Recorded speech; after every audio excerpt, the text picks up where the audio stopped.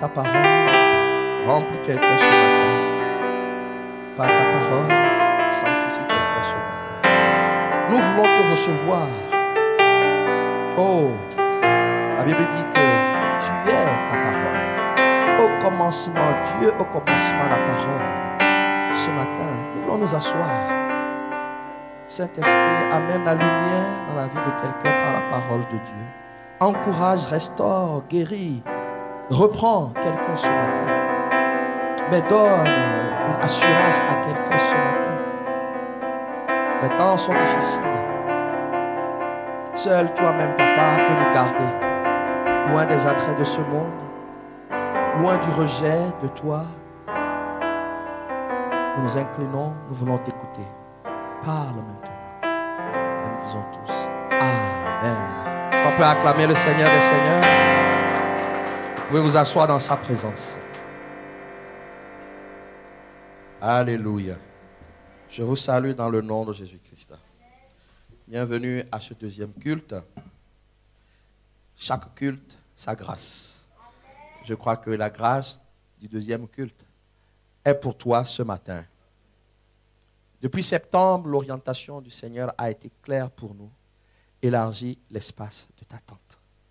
Sors de la petitesse, sors de l'étroitesse dans tous les sens du terme. Et Dieu lui-même nous donne la garantie de sa présence pour nous aider à sortir des limites que nous nous sommes données, ou des limites que le péché nous avait données, des limites que les hommes nous avaient données.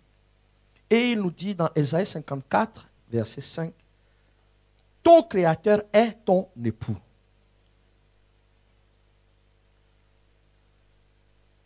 Et il se positionne non seulement comme l'époux de la délaissée, qu'il rend légitime, mais il se positionne comme celui-là qui va engendrer des fils et des filles. Dieu veut engendrer des fils et des filles, ceux-là qui sont capables d'hériter, non seulement de la vie éternelle, mais des promesses de ces temps-ci qui vont faire en sorte que d'autres se tournent vers lui. Et Dieu s'engage à faire des fils prospères, c'est-à-dire des fils qui vivent la paix, la tranquillité, le repos de tous côtés, l'absence de manque. Alléluia. La bénédiction spirituelle, mais aussi matérielle. Oh, tu ne m'as pas bien dit amen. Si toi, tu fais partie des chrétiens qui disent « je ne veux rien », nous ne pouvons pas être amis. Dieu donne. Alléluia. Dieu bénit. Alléluia. Je dis souvent, parfois, je me fais cette réflexion.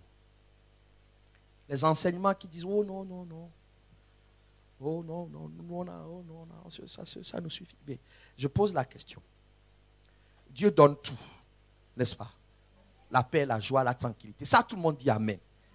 Mais quand on arrive sur le fait qu'il donne le travail, mais il donne tout.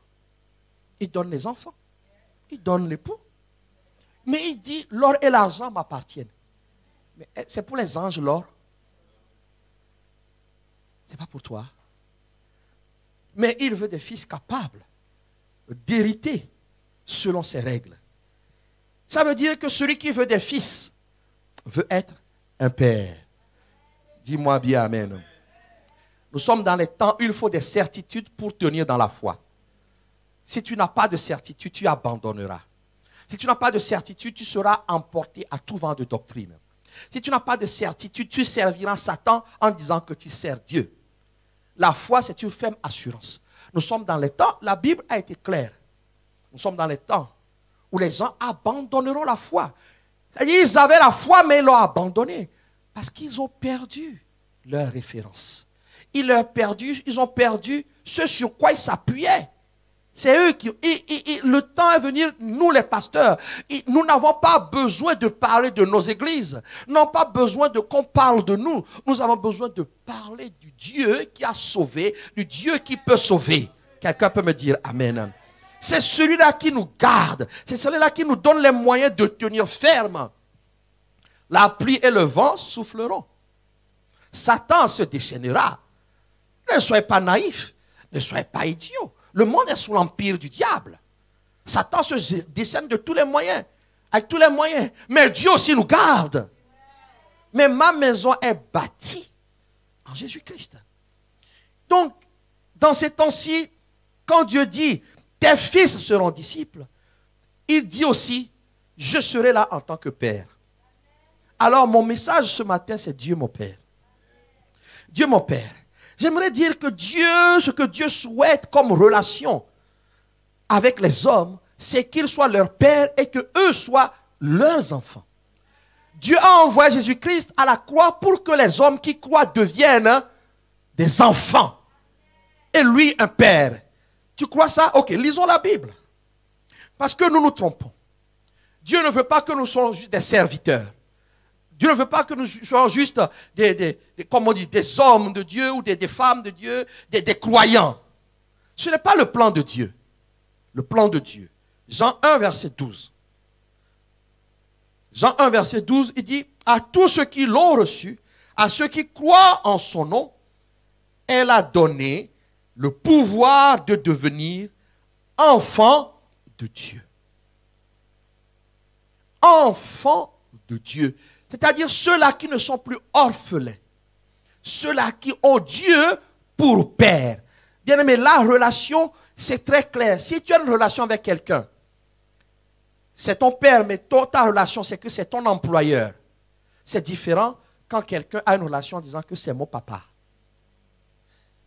Aujourd'hui, les enfants de nous avons besoin de reconnaître le Créateur du ciel et de la terre comme notre Père. Jésus est venu faire ça. Jésus est venu faire ça. Quand la Bible parle de les choses anciennes sont passées, toutes choses de nouvelles créatures, la nouvelle créature doit comprendre que sa nature, c'est d'être enfant de Dieu. J'aimerais que quelqu'un sorte de cette... C'est ce qui arrive souvent aux pasteurs. Nous oublions que la relation que Dieu veut avec nous, ce n'est pas que je suis uniquement son serviteur, je suis son enfant. Tout le monde doit comprendre que Jésus est venu faire de nous des enfants de Dieu et donc Dieu notre Père. Et c'est très important de le savoir. Quand on lit Galates 4, verset 28, la Bible dit, pour vous frères, comme Isaac, vous êtes des enfants de la promesse. Des enfants qui ont tout pleinement en Jésus-Christ. Des enfants qui ont les promesses que Dieu avait faites à Abraham. Ta postérité. La postérité de la foi. Cette postérité-là qui est adoptée par Dieu, par la foi. Et qui hérite des promesses de la vie éternelle, mais des promesses du bonheur. Je refuse de vivre une vie chrétienne où je dois être malheureux. Tu ne m'as pas dit amen. En tout cas, ce n'est pas moi qui t'ai enseigné ça. Alléluia. Déjà, la vie éternelle met une joie en moi qu'on ne peut pas acheter. Aucune autre chose ne peut me donner. Mais moi, Dieu m'engage à vous engager à croire qu'il donne une vie heureuse sur cette terre aussi. Alléluia. Alléluia. Vous n'avez pas parce que vous ne demandez pas. C'est ce que la Bible dit. Tu ne veux pas un mariage heureux? Tu ne veux pas des enfants qui réussissent? Tu ne veux pas des enfants qui sont brillants à l'école? Tu ne veux pas des enfants qui servent Dieu?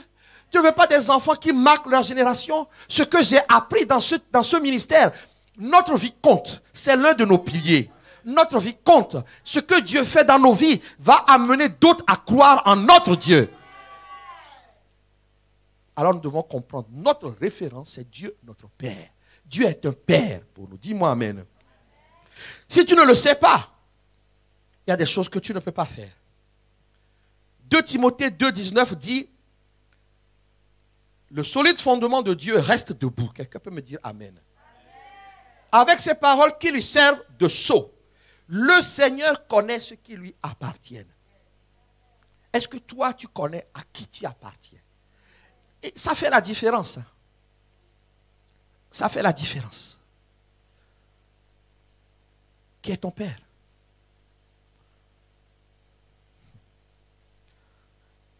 Jésus est venu révéler le Père.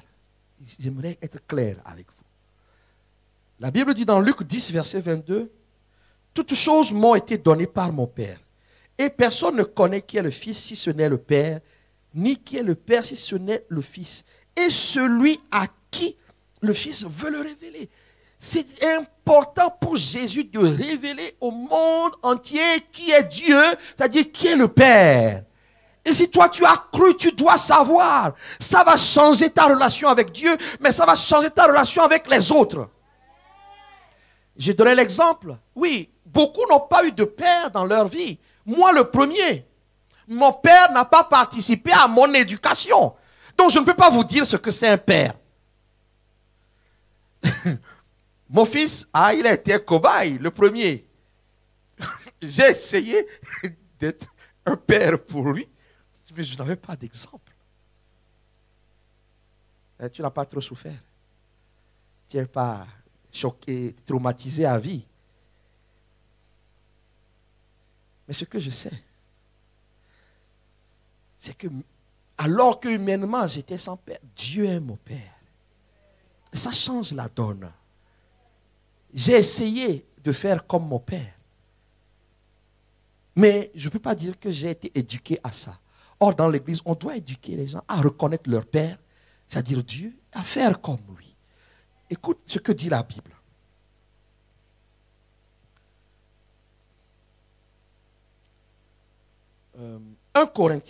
Éphésiens 5. Éphésiens 5, verset 1. Éphésiens 5, verset 1. J'aimerais qu'on le dise. Devenez donc les imitateurs de Dieu comme des enfants bien-aimés. C'est vrai, Paul a dit, soyez mes imitateurs, mais comme je suis celui de Christ. Les temps dans lesquels nous vivons, je ne suis pas ton exemple. C'est Dieu, le Père, ton exemple. C'est lui que nous devons imiter. Mais si tu ne sais pas qui il est, comment peux-tu imiter? Nous ne devons plus avoir une connaissance abstraite, une connaissance bidon de Dieu. La Bible, Jésus révèle qui est Dieu. Et nous devons apprendre, nous devons être différents. Quelqu'un me dit Amen. Nous devons imiter Dieu, c'est-à-dire imiter notre Père. Je donnais l'exemple, tous les pères veulent que les enfants les imitent. N'est-ce pas? Surtout quand on a fait des choses et que ça a marché. Et même quand l'enfant dit, je ne vais pas te ressembler, et quand même il commence à s'habiller comme toi. Il dit, non, je suis différent. Je dis, gloire à Dieu. Gloire à Dieu. Je donne l'exemple de mon aîné parce que lui, il a été le cobaye. Après lui, bon là, la deuxième, on a été meilleur. Sûrement, je faisais des choses qui ne plaisaient pas à mon fils. Mais il y a des choses, sûrement, qui l'ont marqué. Et il va acheter des chaussures. Il dit, non, je vois qu'il se démarque de moi. Mais je vois quand même qu'il reproduit des choses. Et ça me fait plaisir. Il a acheté des chaussures que moi aussi je mettais à son âge. Ça m'a touché. Il ne sait pas. Maintenant, je lui dis, ça m'a touché. Alors qu'il ne veut pas me... Et Dieu veut que nous puissions le représenter dignement sur cette terre. Tu représentes qui? Ce n'est pas moi que tu dois représenter. Décentrons le débat des pasteurs. Jésus est notre modèle. Il a fait comme son Père. Nous devons faire comme notre Père. Si Dieu est ton Père, quelqu'un peut me dire Amen. Est-ce que c'est marqué dans ta Bible que tu dois imiter Dieu? S'il est bon, tu dois être bon. S'il a fait de grandes œuvres, tu dois faire quoi? De grandes œuvres. Dans ton domaine, tu dois être au top. Dis-moi au top. Est-ce que Dieu est médiocre? Non, tu ne peux pas être médiocre. Imiter Dieu. L'église de Jésus-Christ doit imiter Dieu. Doit imiter le Père. Si tu comprends que Dieu est ton Père, tu ne feras que ce qu'il a fait. Ce qu'il déteste, tu détesteras. Rappelez-vous, l'exhortation que nous avons commencée la semaine dernière, c'est détester ce que Dieu déteste. Aimer ce que Dieu aime. Notre vie va changer dans cette église. Comme de rien n'était. Vous avez vu? Bon, le deuxième culte est moins... Mais positionnons-nous comme Dieu. Bientôt, il n'y aura plus de place. Il a travaillé pour le salut des autres. Ben, nous allons travailler pour le salut des autres. Obligatoirement, les gens vont être sauvés. Jésus-Christ a été élevé en ayant obéi à son Père. Mais si tu fais comme Jésus, tu seras aussi élevé. Tu ne m'as pas bien dit Amen. Voilà pourquoi il faut comprendre. Tu dois devenir les imitateurs de Dieu. Nous devons imiter notre Père. Mais encore faudrait-il savoir qui est notre Père. Vous voyez, Jésus-Christ n'a pas voulu garder son Père pour lui-même. Lorsque nous allons dans Matthieu 6, on va lui dire, apprends-nous à prier. Apprends-nous à prier. Il n'a pas dit, mon maître qui est aux cieux, mon Dieu qui est aux cieux. Il a dit, notre Père. C'est-à-dire que Jésus-Christ comprenait bien l'œuvre de la croix. C'est d'introduire des hommes qui étaient rejetés dans l'acceptation et qu'ils deviennent adoptés et que Dieu devienne le Père de tous ceux qui vont croire. Jésus nous introduit dans cette alliance. Que Dieu devienne notre Père. Moi, je peux le dire peut-être, toi, tu as eu un père qui a été à côté de toi. Mais moi, je peux le dire facilement. J'étais presque orphelin. Mais Dieu m'a adopté. Mais je suis rentré officiellement dans cette adoption le jour où j'ai cru. Alléluia. Et j'ai compris. Alors, quand Jésus, dans beaucoup de situations, par exemple, face au tombeau, il n'a pas commencé à dire, mon Dieu, je sais que... Non, il a dit, mon Père, je sais que tu m'exauces. Notre relation doit changer dans l'Église. C'est une relation d'amour. Dans ces temps-ci, celui qui ne croit pas que Dieu l'aime va abandonner facilement la foi. Parce que nous sommes confrontés à beaucoup de choses. La persécution existe. J'ai entendu un pasteur dire qu'on va nous obliger à prêcher avec un langage républicain. Je dis, pardon, la pression va exister. Un langage où on va te demander de ne plus dire ce qui est dans la Bible. Moi, la Bible me dit, et je le dis, j'attends M. Macron, M. Castex, qui n'ont qu'à venir. La Bible me dit que dans un foyer, la femme n'est pas le chef. Alors je le dis. Mais bientôt, on va nous dire de ne plus le dire. Ça a commencé déjà. Des gens qui viennent à l'église, ils partent parce que tu as répété. Mais si tu n'as pas confiance, au travail, tu pries le midi. Quand ils vont savoir que tu pries le midi, ils vont venir t'embêter. Si tu ne crois pas que Dieu le Tout-Puissant est ton Père, il y en a qui vont abandonner. Et ce n'est pas ce que Dieu veut. Lorsque nous lisons Matthieu 6 à partir du verset 9, Jésus dit notre Père, et il faut comprendre que Dieu, il faut savoir qui il est. S'il vous plaît, je ne veux pas parler de Béthania, non. Nous devons savoir, notre éducation passe par la connaissance de qui Dieu est. Lorsqu'on lit dans Matthieu 6, on peut décrire Dieu sur 4 aspects. Premièrement, notre Père, c'est quelqu'un qui est. E-S-T. Il est.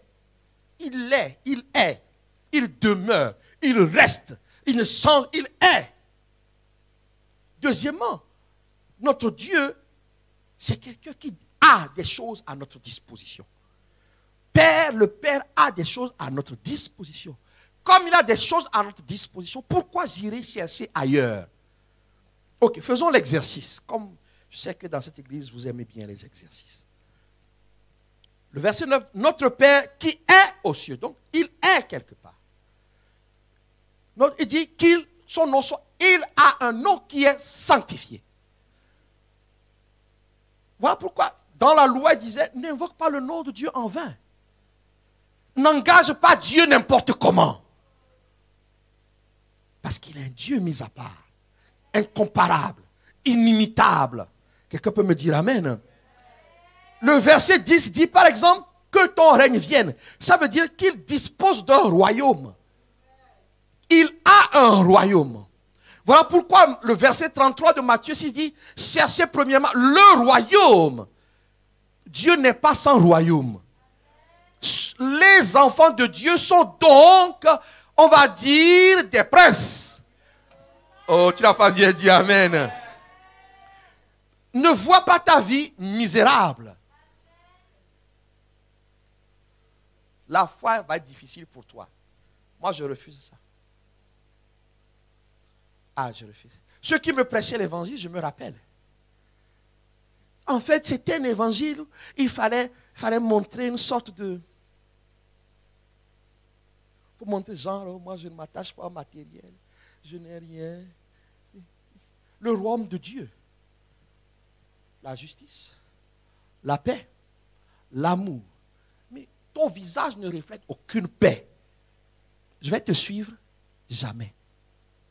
On a l'impression que les cieux sont sur ta tête. Démontre-moi que tu fais partie du royaume de paix.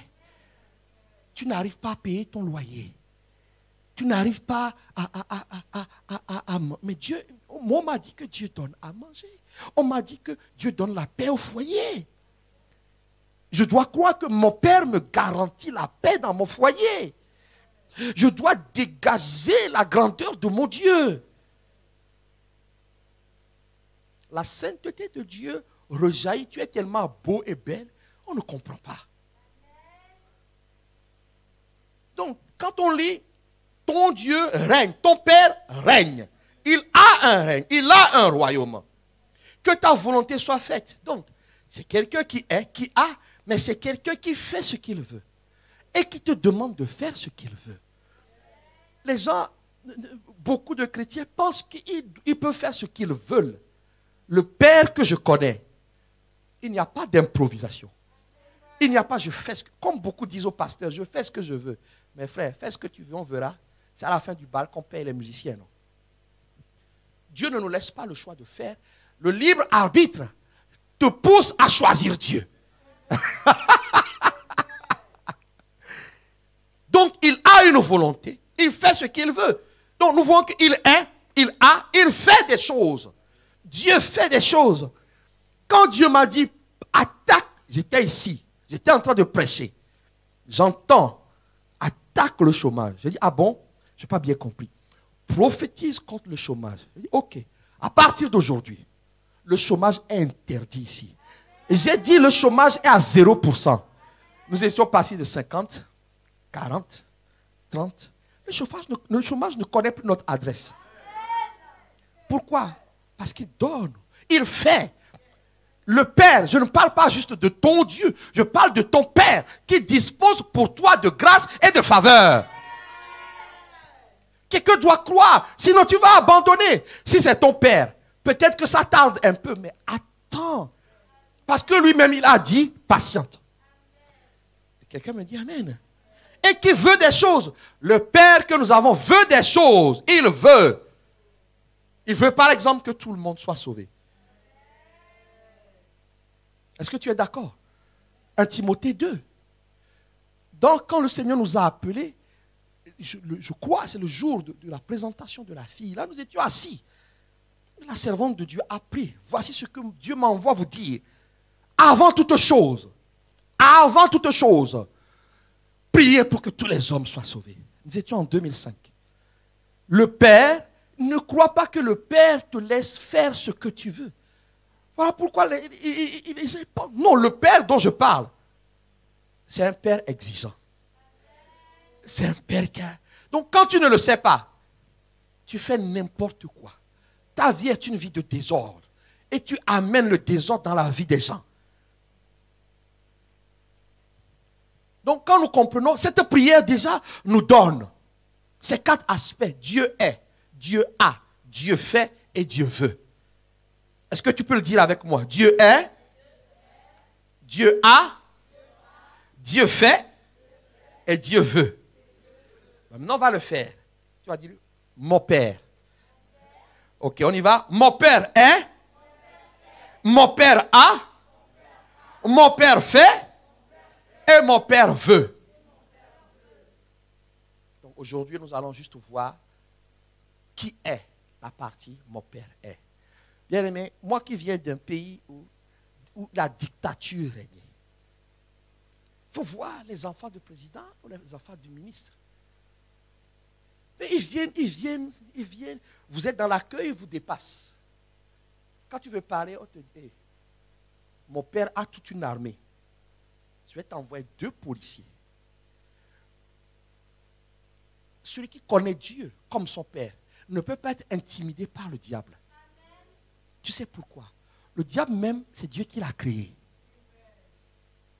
La différence entre toi et lui, c'est que toi, tu es l'enfant de Dieu. Lui, il est resté une créature rejetée. Une créature vaincue. Une créature qu'on a mis par terre. Quand tu le sais, jamais ne te passera devant. Tu dis, laisse-moi passer. Est-ce que quelqu'un comprend ce que je suis en train de dire? C'est ça le Père que nous avons. Premièrement, quand on dit mon Père est éternel. Mon Père est éternel. Ça veut dire, il est en dehors du temps. Il te connaissait avant que tu naisses. Il connaît aussi tes ennemis avant qu'ils ne soient nés. Il connaît toutes choses de ta vie. Donc, en fait, s'il faut faire confiance à quelqu'un qui sait toutes choses et quelqu'un qui ne sait que peu, tu choisis qui? Mais pourquoi est-ce que ta vie t'inquiète tant? Pourquoi? Parce que des choses se passent chez les autres, tu es inquiet parce que tu n'as pas encore. Mais Dieu sait ce qu'il te convient. Ton Père sait ce qu'il te convient. Il est éternel. Il est en dehors de tes calculs. Quelqu'un peut me dire amen. Mon Père est en dehors des calculs de ceux qui me menacent. Ceux qui ont dit que je n'y arriverai pas. Mon Père est en dehors. Voilà pourquoi lui peut changer la donne. Je déclare que ta donne est changée. Genèse 21, 33 dit, Abraham invoqua le nom de l'Éternel, Dieu de l'éternité. Mon Père, c'est le Dieu de l'éternité. Arrête tes calculs. J'ai dit ce matin, Dieu savait que c'était Sheila qu'il me fallait. Avant même que je ne naisse. Il savait que c'est Sheila qu'il me fallait. J'ai rencontré Nadou, j'ai rencontré Chita, j'ai rencontré si. J'ai dit j'ai rencontré. Je vais pas dire autre chose. J'ai croisé. J'ai croisé. Mais le Dieu d'éternité, qui me connaissait avant que je ne sois dans le ventre de ma mère, maîtrise ma vie. Et il savait que c'est S-H-E-I-L-A qui habitait à 200 mètres de chez moi, qui allait me compléter parfaitement. Je veux dire à quelqu'un, mon Père a la maîtrise. Il est éternel. Donc, ce que moi je peux te dire ne peut pas aller à l'encontre de ce qu'il a prévu. Ce qu'un homme peut te dire, l'homme connaît en partie. Je peux même te parler, te prophétiser. Je ne connais qu'en partie. Lui, il était avant et il sera après. Alors, je choisis mon Père. Pasteur, ne sois pas fâché. Hein. Je choisis mon Père. Je choisis mon Père, il peut me pardonner. Même si j'ai péché, il a la seule chose, quand on dit qu'il est éternel, c'est que tu dois comprendre que tu as un temps pour accomplir ton destin. Vaut mieux que tu obéisses maintenant, afin qu'il accélère. Parce que s'il te résiste, tu vas vieillir et les choses ne vont pas s'accomplir. Et il va te remplacer. J'ai décidé de faire le ministère vraiment. La semaine dernière, les choses ont été claires pour moi. Je n'ai pas 120 ans pour accomplir les œuvres qu'il a préparées d'avance. Si je résiste, c'est moi qui vais souffrir. Je veux dire à quelqu'un, l'éternité de Dieu t'engage à avoir confiance, mais aussi à faire ce qu'il te demande. Parce que, bien aimé, les pleurs n'influencent pas Dieu. Parce que tu as beaucoup pleuré. Non. L'éternité qu'il a t'engage à dire, vaut mieux que j'obéisse maintenant. Parce que moi, je n'ai pas tout le temps. Quand Dieu dit à Bethania, priez pour que les gens soient sauvés, c'est ce que je veux comme Père, nous devons le faire. Tout ce que Dieu te demande de faire, c'est maintenant qu'il faut le faire. Parce que toi, tu as peut-être 100 ans à vivre. Donc Dieu, mon Père, est éternel. Est-ce que tu as compris? S'il faut faire confiance à quelqu'un, c'est à lui. Deuxièmement, mon Père est saint. Mon Père, il n'y a aucune fraude. Dis avec moi, aucune fraude. Oh, tu n'as pas bien dit. Ah, donc tu croyais qu'il y avait un peu de fraude en lui? Il n'y a pas de péché. Il n'y a pas de mensonge. Donc quand tu mens, tu sers qui alors? Voilà pourquoi Jésus va dire, vous avez pour père le diable. Combien d'enfants de Dieu dans l'église mentent? J'ai parlé aux responsables jeudi, j'ai dit, vraiment, heureusement que Dieu a donné aussi un cœur miséricordieux. Quand tu prends ton téléphone WhatsApp là, tu racontes des choses auxquelles tu n'as pas assisté. Tu inventes, tu accuses. Ton Père est saint. Il exige que nous soyons saints. Quelqu'un peut me dire Amen. Le psaume 22, verset 3 dit, pourtant tu es le saint, tu sièges au milieu des louanges. Il siège au milieu des remerciements. Toi qui ne remercies jamais. Toi, quand les autres louent Dieu, toi, tout ce que tu fais, c'est te plaindre. Quand les gens disent merci pour ça, toi tu dis je n'ai pas ça, je n'ai pas ci. Pourquoi est-ce que c'est lui qui a et que moi je n'ai pas encore eu? Dieu ne siégera pas. Il ne résidera pas. Le Père est saint et il siège dans les remerciements, dans les célébrations. Comprends ça. Donc tes lamentations le repoussent. Quelqu'un me dit Amen. Voilà pourquoi Hébreux 12, 14, c'est marqué ici. Recherchez la paix avec tous et la sanctification, sans laquelle personne ne verra le Seigneur. Sans laquelle. Il est temps. Ne jouons pas du pasteur jusqu'au nouveau converti. Dieu est saint. Les intrigues, il n'est pas dedans. Les méchancetés, il n'est pas dedans. Les accusations, il n'est pas dedans. L'adultère, pas dedans. La jalousie, il a une seule jalousie. Si on a le temps, on va le voir. C'est une jalousie, il ne partage pas ce pour qui il a envoyé Jésus-Christ à la croix. Mais toi, l'envie, la concurrence, l'orgueil, Dieu n'est pas dedans. Donc comprends que ton Père est saint, donc toi aussi tu dois être quoi? Merci. Troisièmement, notre Père est amour. Lisons 1 Jean 4, 4. Tu vas comprendre quelque chose. Si tu as ta Bible. Moi, j'ai tout noté. Donc, si tu as ta Bible, on va tourner. Allez, je tourne comme toi. 1 Jean 4. 4 dit quelque chose. Vous, petits enfants, vous êtes de Dieu. Engendrés par Dieu. Créés par Dieu. Fils de Dieu. Fille de Dieu.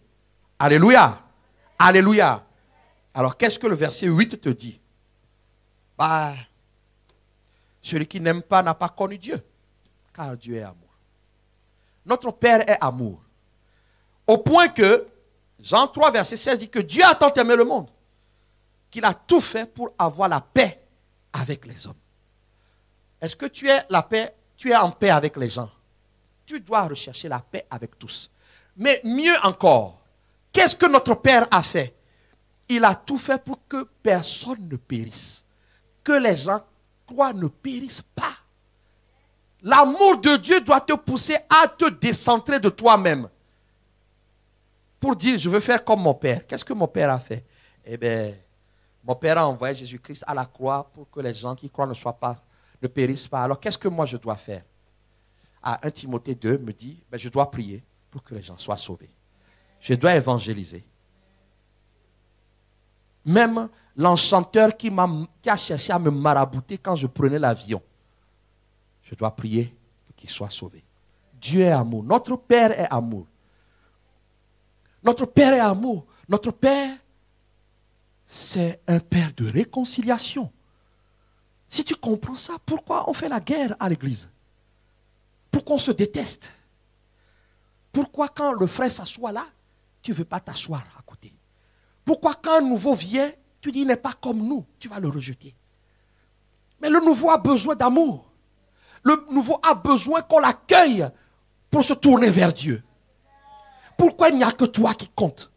L'amour de Dieu me pousse à considérer l'autre plus que moi. Quelqu'un me dit Amen. Tu aimeras l'autre comme toi-même. Ce n'est pas seulement ton père, ta mère. Des inconnus qui ont besoin d'être sauvés. Quelqu'un peut me dire Amen. Dieu a tant aimé. Notre Père a aimé. Voilà pourquoi tu ne peux pas te trouver tellement différent. Moi je suis déjà sauvé. Tante Géraldine, c'est son problème. Mais j'ai une mauvaise nouvelle pour toi. si tantine Géraldine a une autorité dans ta famille, tu ne pries pas pour elle. Le jour où on va demander ta main, elle va faire souffrir ton prétendant. Quand elle va faire la liste, je ne vais pas prier pour ça. Je ne prie pas pour ça. Vous le savez. Vaut mieux prier tout de suite. Si elle n'a pas choisi les ténèbres volontairement, mais elle est juste obscurcie, tu dois prier pour qu'elle soit sauvée. C'est ça notre Père. Nous étions ennemis de Dieu. Ennemis de Dieu.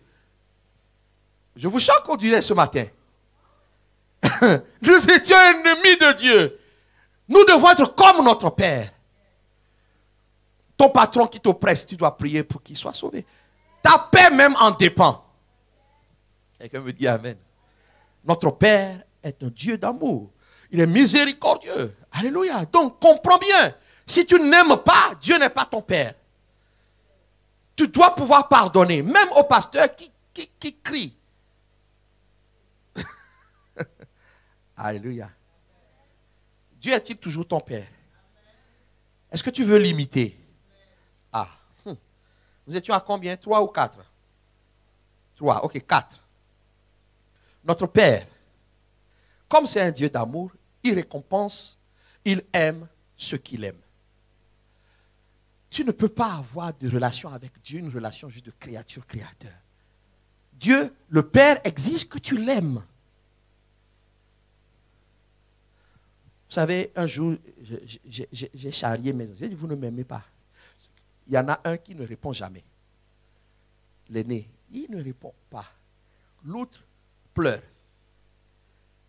Parce que j'ai dit, parfois je l'ai titillé, j'ai dit, moi je compte pour du beurre ici. Hein. Parce qu'on ne va pas me demander ce que moi je veux manger, on va leur demander ce qu'ils ont. Et puis ils font leur programme. Je dis, non, je compte pour du beurre. Ton anniversaire arrive. J'attends que ton anniversaire. Parfois, je les menace comme ça. En fait, je comprends quelque chose. C'est que l'amour appelle l'amour. L'amour appelle l'amour. Et Dieu, notre Père, veut que ses enfants l'aiment. Mais comment c'est possible?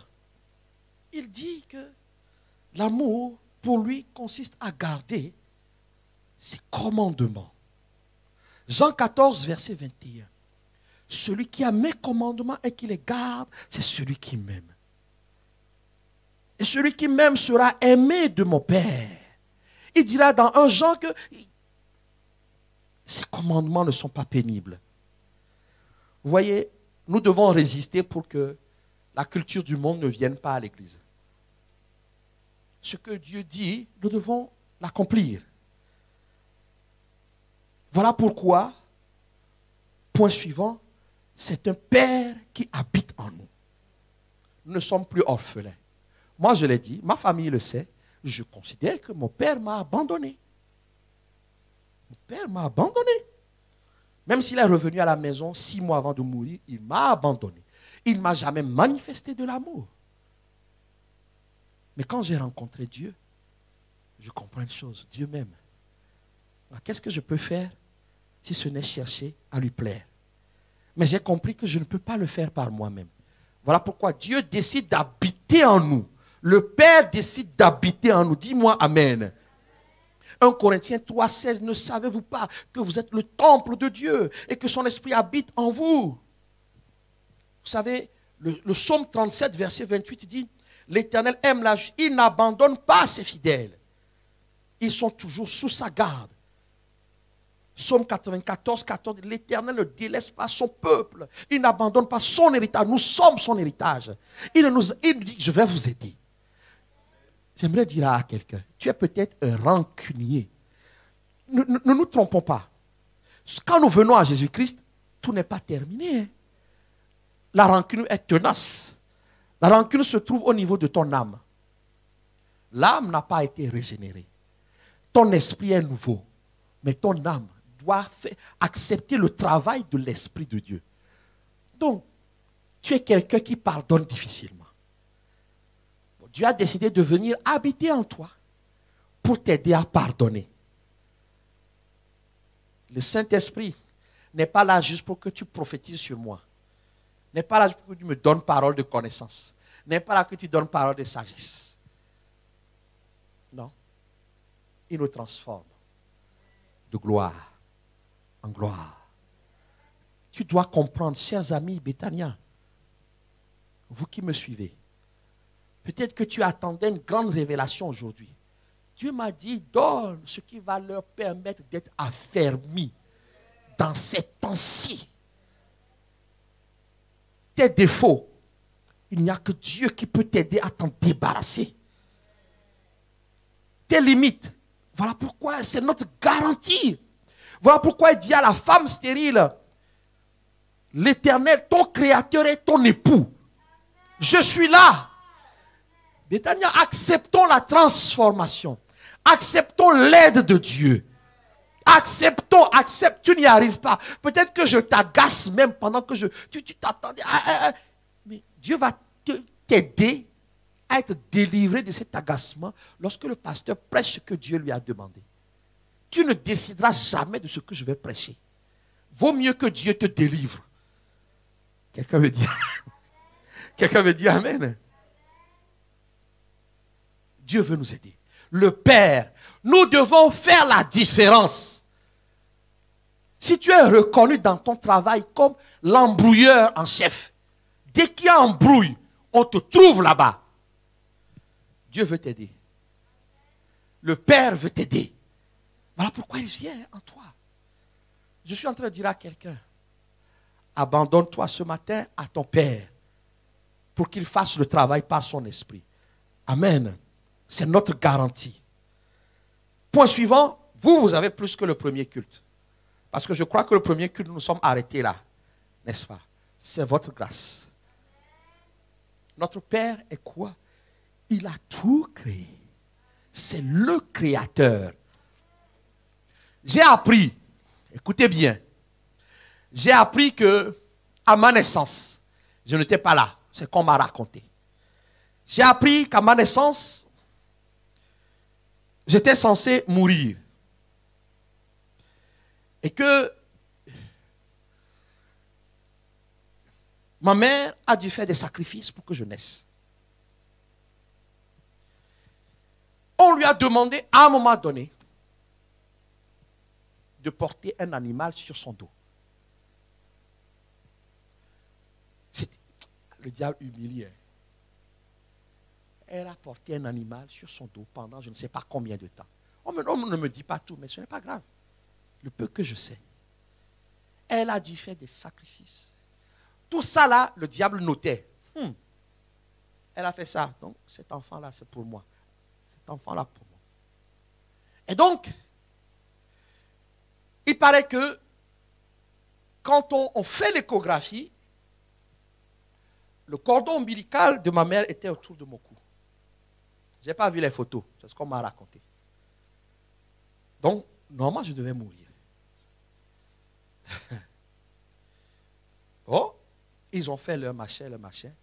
Et puis, quand elle a dû porter l'animal pendant des années, je vous dis ça pour que vous croyez que Dieu a pris des gens parfaits pour vous enseigner. Ils mentent.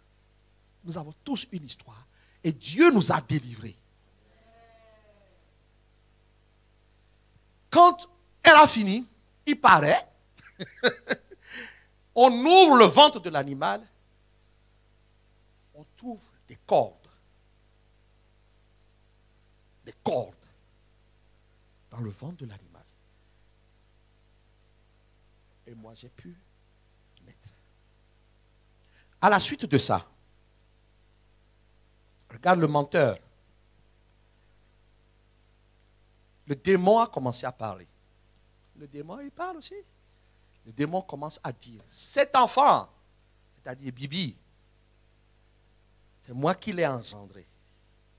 En clair, je lui appartiens. Vous qui pensez qu'il faut encore aller présenter vos enfants, voilà ce qui peut se passer. Et donc, le diable, le démon là, je ne connais pas son nom, on me l'a donné mais j'ai oublié, a dit que je lui appartenais. Mais il a menti. j'ai la conviction que Dieu qui a tout créé, c'est lui qui m'a créé. Si tu ne crois pas ça, le diable va réclamer des droits anciens dans ta vie. Mon Père, le bon Dieu, le miséricordieux, le 3 fois saint, c'est Dieu. Quelqu'un doit croire ça, sinon le diable va te rappeler des choses. Si ta foi défaille un peu, il va avoir des droits dans ta vie. Il a menti, il m'a engendré où? Il s'est déjà lui-même engendré. Mon Père, c'est lui qui a tout créé. La Bible dit dans Jean 1, verset 1, au commencement était la parole était avec Dieu, la parole était Dieu. Elle est au commencement, elle était au commencement. Toutes choses ont été faites par elle. Et rien de ce qui a été fait n'a été fait sans elle. Le jour où j'ai été créé, Dieu a parlé.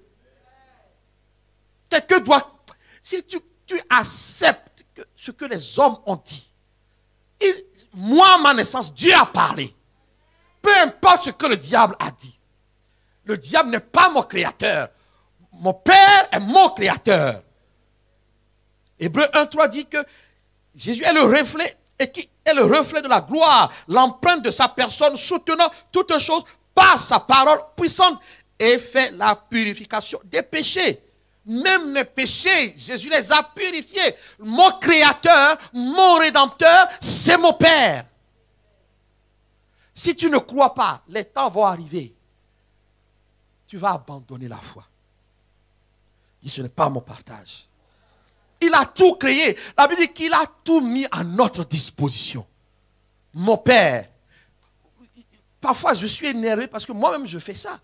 Et nous disons que notre Père est au contrôle de tout. Mais nous agissons comme des gens qui n'ont rien. Dans le domaine du spirituel, tu dois avoir la foi au point d'annoncer ce que tu veux avant que ça n'arrive. Et quand on prophétise, non, il ne faut pas dire. Mais moi, je dirais. Parce qu'il m'a dit, parle. J'enseigne ici à ne pas dépendre de moi. Je connais mon rôle. Quand c'est mon rôle, vous devez accepter. Mais quand c'est votre rôle, vous devez le faire. Votre Père, il est le Créateur. Et donc, si votre Père est le Créateur et qu'il vous appelle à l'imiter, vous devez apprendre à créer par votre bouche. Appelle la chose. Tu es plus fort que les sorciers. Il a tout créé. Mon Père est le Créateur. Comment j'ai pu prier pour que tu sois rempli du Saint-Esprit? Tu crois que j'ai fait la magie? J'ai annoncé Jésus. J'ai annoncé que si tu crois, bois. Tu as bu, ben le Saint-Esprit est arrivé. Alléluia. Mais nous avons tous les mêmes possibilités. Imite Dieu, annonce les choses, proclame les choses, dis les choses.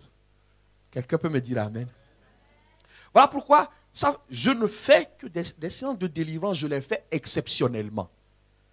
Sinon, viens au temps prophétique, viens aux heures d'assaut. Quand je suis là, je proclame. Mon Père a tout créé et il a mis sa parole. La Bible dit dans Romains 10, elle est où la parole? Elle est en toi. Elle est auprès de toi. Je ne vais pas mourir avant l'heure. Donc quelqu'un doit comprendre que si ton Père est le créateur de tout et que tu dois l'imiter, tu dois avoir confiance au point d'annoncer ce qu'il met dans ta bouche pour ta propre vie. Tu ne m'as pas dit amen. Je ne changerai pas de disque dans cette église.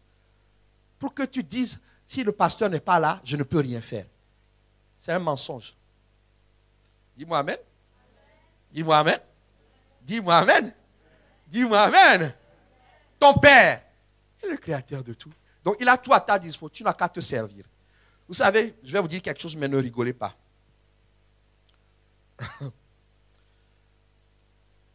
moi, je crois à la provision surnaturelle. De l'argent qui vient sur le compte pour réaliser des choses. Nous devons acheter. Et je continue de proclamer que la Bible me dit que je dois acheter sans emprunter. Oh, dès qu'il y a des moments où je passe, je regarde ma boîte aux lettres pour voir s'il n'y a pas une grosse enveloppe qui est arrivée. Mais parce que Dieu le fait ailleurs. Pourquoi il ne peut pas le faire avec moi? Espère dans le travail. Espère l'aspiration qu'il a mis dans ton cœur. Ton Père le peut. Pourquoi est-ce que les enfants de dictateurs nous malmènent? Et nous sommes les enfants de celui qui a tout créé. Et on est là, le diable nous malmène. Que cela n'arrive plus dans ta vie au nom de Jésus. Notre Père, quand on dit qu'il est créateur, c'est qu'il nous a acquis. Tu n'es pas une personne banale. Si tu crois que tu es banal, on te proposera des choses médiocres. Entre Sheila et Chita, j'ai choisi Sheila. Parce que Sheila, c'est mon complément plus que parfait. Donc, tout ce que Dieu te donne, quand tu comprends la valeur, tu choisis ce que Dieu te donne. Cette terre est une terre bénie. Beaucoup vont regretter. Nous sommes une église bénie. Moi, je vois vos visages. Moi, je vois, vous êtes des nations. Ceux qui doivent se marier, vous allez vous multiplier. Qu'on nous laisse un peu le temps. Acceptons. Bien-aimé, il nous a acquis pour le meilleur. Pour le meilleur. Dis avec moi, pour le meilleur. Deutéronome 32, verset 6 dit, est-ce l'Éternel que vous rendez responsable, peuple insensé et dépourvu de sagesse? N'est-il pas ton Père, ton Créateur? Quelqu'un doit quitter celui en disant qu'aucun homme, mon père et ma mère, ils ont fait le truc. D'accord? Dieu a décidé que le truc allait se passer comme ça pour que je naisse. Mais le véritable Créateur, c'est lui. Tu ne vas pas bien dire Amen. Voilà pourquoi n'accuse pas tes parents. Dès que quelque chose ne va pas, d'ailleurs, pourquoi je suis né dans cette famille? Dieu a décidé comme ça. C'est ce qu'il te fallait. Quelqu'un me dit Amen. Mais si tu as un problème, le Père qui surpasse tout est ton Dieu. Et le Dieu qui surpasse tout est ton Père. J'arrive à la fin pour aujourd'hui. Ésaïe 45, verset 9 dit, malheur à qui conteste avec son Créateur. Vase parmi les vases de terre, l'argile dit-elle à celui qui la façonne, que fais-tu? Et ton œuvre, il n'a point de main. 1 Pierre 4, 19 dit, ainsi que ceux qui souffrent selon la volonté de Dieu remettent leurs âmes au fidèle Créateur en faisant le bien. En faisant le bien. Les temps, on va nous pousser à faire le mal. On va nous pousser à avoir 2 femmes. On va nous pousser à nous droguer. On va nous pousser à faire plein de choses. On va nous pousser à insulter Dieu. On va nous menacer. On va même nous renvoyer du travail pour X et Y raison. Mais on te renvoie de ce travail, Dieu va ouvrir notre porte. Mais ne conteste plus. Nous ne devons plus contester avec Dieu. Ton Créateur t'a acquis en envoyant Jésus-Christ. Ton Père t'a acquis. Voilà pourquoi continue de faire le bien. Tu as été malmené. Remets ton âme entre les mains. Je n'ai pas dit de mourir au propre. Tu peux mourir au figurant en disant, Seigneur, si tu ne viens pas là, je risque de le gifler. Mais Seigneur, je veux mourir à moi-même. Ce n'est pas le moment d'abandonner. Nous avons un Père qui est souverainement bon. Et tu sais quoi? C'est un Père qui nous considère, qui nous connaît individuellement et qui connaît nos besoins. Je dirai ceci, 2 versets et nous allons prier. Jérémie 1, verset 5 dit ceci. Avant que je t'eusse formé dans le ventre de ta mère, je te connaissais. Avant que tu fusses sorti de son sein, je t'avais consacré. Je t'avais établi prophète des nations. C'est-à-dire, je t'avais établi pour une mission. Dieu m'a enseigné que personne n'est inutile sur cette terre. Personne n'est inutile. Ton père, tu n'es pas inutile. Même si un jour ton père s'est fâché, dit, tu ne vaux rien toi, parce que tu as ramené 2 de l'école. Ah, les pères parfois se fâchent, tu es trop nul. Mais Dieu m'envoie dire qu'il contrecarre cette parole.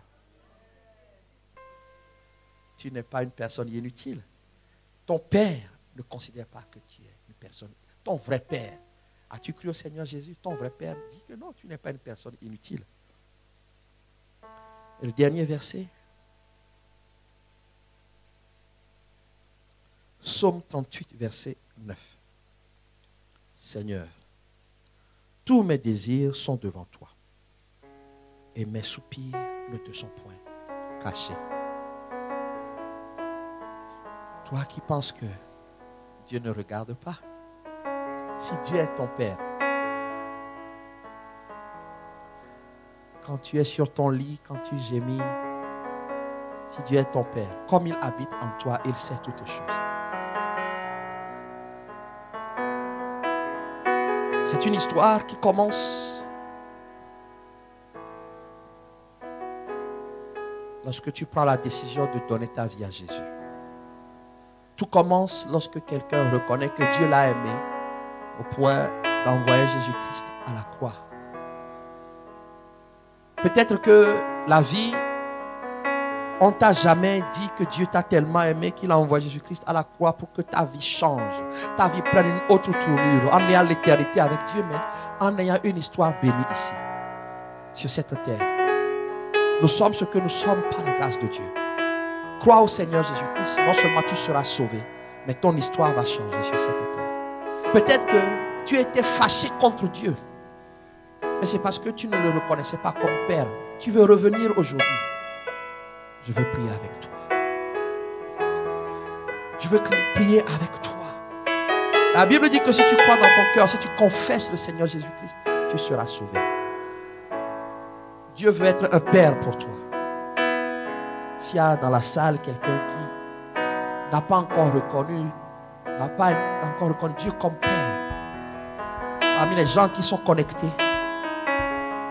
je veux t'encourager ce matin à prier avec toi. À prier avec toi, afin que Dieu devienne ton Père. Si tu ne crois pas à Dieu, nous ne sommes pas tous enfants de Dieu, sauf si nous avons cru. Alors je veux t'encourager à faire cette prière avec moi. S'il y a quelqu'un dans cette salle ici qui n'a pas encore fait, si tu n'as pas déclaré publiquement que Jésus-Christ est ton Seigneur, Dieu n'est pas ton Père. S'il y a quelqu'un dans cette salle, tu veux faire cette prière, Dieu veut être ton Père. S'il y a quelqu'un qui est connecté, là où Dieu te trouve, lève-toi, nous allons faire cette prière. Nous allons prier, tu vas dire avec moi. Emmanuel.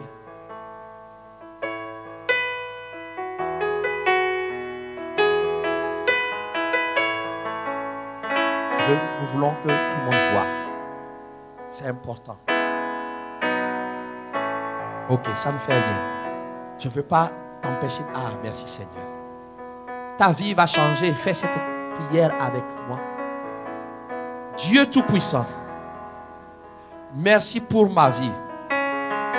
Je reconnais que pour moi, tu as envoyé Jésus-Christ à la croix pour mes péchés. Il a souffert, il a versé son sang, il est allé dans le tombeau, il est ressuscité des morts le 3e jour, il est monté aux cieux à la droite de Dieu. Je te demande pardon pour mes péchés. Lave-moi, purifie-moi par le sang de Jésus. Je crois que je suis pardonné et justifié par son sang. À partir d'aujourd'hui, Jésus, je te reconnais, je te confesse et je te reçois dans ma vie comme mon sauveur et Seigneur personnel. Jésus, je te donne ma vie. Viens habiter en moi par ton esprit pour m'instruire, me diriger, me transformer. Merci Père de m'avoir accordé la vie éternelle, d'avoir fait de moi ton enfant et d'être pour toujours mon Père. Amen. La Bible dit que si tu as fait cette prière de tout ton cœur, tu es devenu enfant de Dieu et Dieu est ton Père. Alors par l'autorité que j'ai, je prie pour toi, je prie que le sang de Jésus-Christ te couvre. Je prie que l'esprit qui crie Abba Père te soit accordé. Qu'une nouvelle vie commence.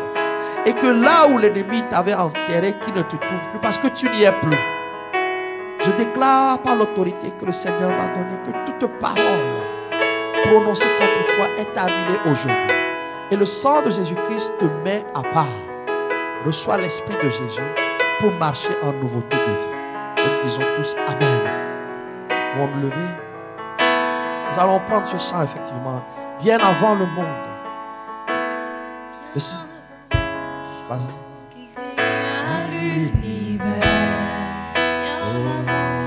Bien avant l'esprit qui planait sur la terre, bien avant que Dieu me forme de la poussière.